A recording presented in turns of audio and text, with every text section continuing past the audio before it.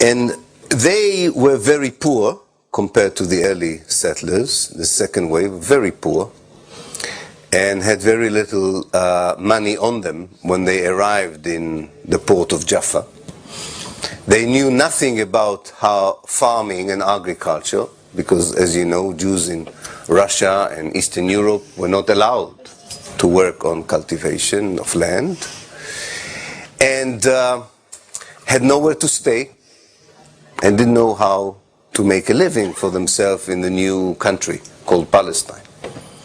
So they were very lucky that the local Palestinians hosted them, offered them a place to sleep, a little bit of food, and when they stayed long enough, also taught them how to cultivate the land and how to shepherd the herds and how to become sort of children of the new country. But at night, these settlers, under the candlelight, wrote diaries. They were obsessive diarists. They wrote a lot of, every day they wrote in a diary, which is good for the historian. They wrote about everything. A mosquito bite, they didn't sleep well, a lot about the women they didn't like, the women didn't like the men didn't like the men.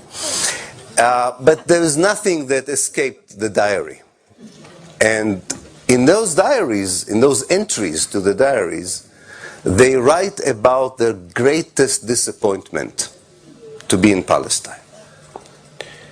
The main disappointment was that the place was full of foreigners. Especially those, of course, who hosted them. They were the main foreigners. And they were saying in their diaries, and I'm staying tonight in the house of one of these foreigners. And you have to understand this mindset. The mindset is, and hasn't changed, it hasn't changed.